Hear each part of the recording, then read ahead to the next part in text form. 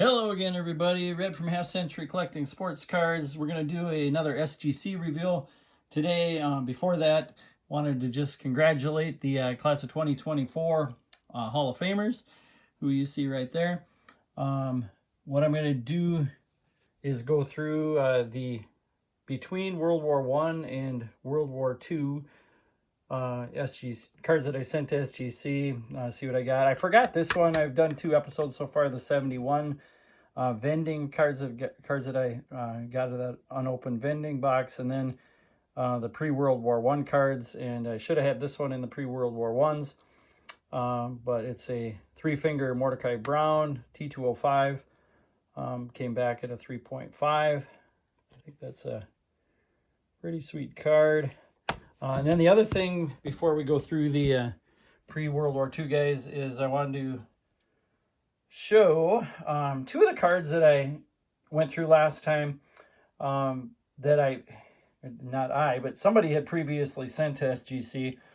I did not like slab cards. My Hall of Fame collection, I wanted, all pretty much the same, so I stripped them out of the holders, but I did keep the little tag thing at the top. And the 2 cards that I now resent to SGC that previously were graded by SGC, one is this Fan Craze of Joe McGinnity. Had gotten a 4 20-some years ago.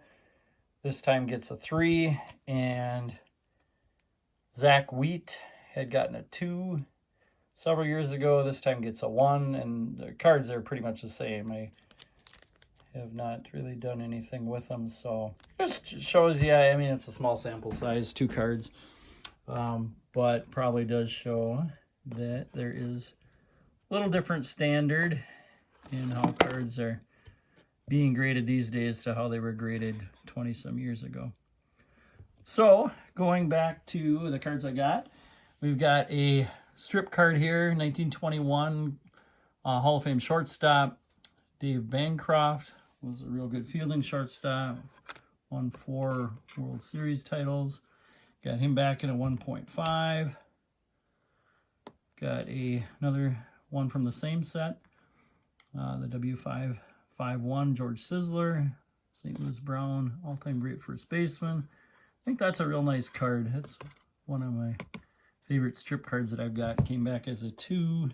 It's probably about where I thought it should be.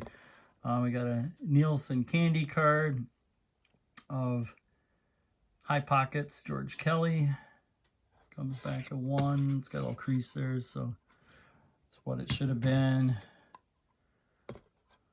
Another strip card. This is from 26, W512 of Dazzy Vance. Somebody cut this one a little short, and I like the way they labeled it. They just say authentic and minimum size not met, rather than I've seen some other of these strip cards that minimum size not met, but they actually put trimmed. And they're really all trimmed because they came to a store clerk after a kid would buy some candy and he'd cut some cards off a strip. That's why they're called strip cards. And so you're really dependent on how the clerk cut the cards. This one, a little interesting. It took me about 4 weeks to get my SGC order back. And the big reason was this card, as they took it out of the holder, it ripped in half, and they were trying to get a hold of me. The guy who was trying to get a hold of me went to a card show in Dallas, so he was gone for a while. Finally got back and said, that's what happened. What should we do with the card? My options were having them put a little tape across it and calling it authentic, or send me the 2 halves of the card. I said go ahead and put a little tape, which they did, and called it authentic altered. It wasn't altered until I got it back from them. Going on, otherwise I've been happy with SGC, so I'm not a huge graded card guy in the first place, but I think of all the grading companies, I do like the look of these SGC, and for the most part, happy with the order I sent in. This is a Waite Hoyt, got a 2.5. I think that's a nice strip card. The 23 W515.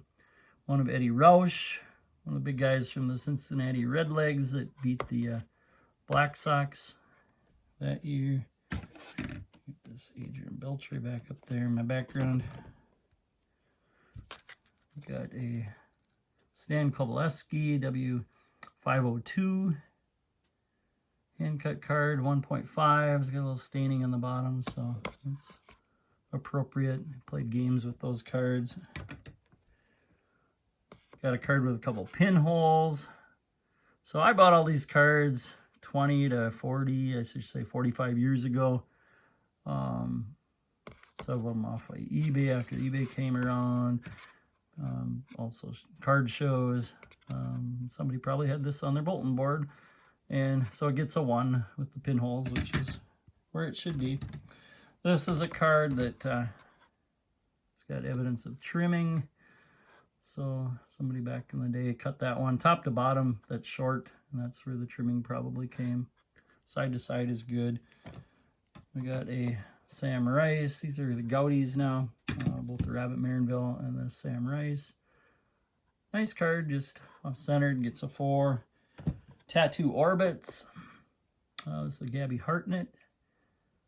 Another really nice set. Comes back a 4. Got a Dizzy Dean. Coming back a 3. I just kind of sent a sampling, of some of these Hall of Famers that I've got into SGC. This is a 34 to 36 batter up card of Chick Hafey. And just kind of wanted to see how these would grade, and I may go with the look of my Hall of Fame collection being in SGC holders. I just do like the look of it, but it's going to have to be a slow process because it's going to cost a lot of money to get all these cards graded. These are all cards that were the minimum $15 one because none of these were expensive cards. This is a 2 Pie Trainer. Got some writing on the back, otherwise it probably would have been nicer. But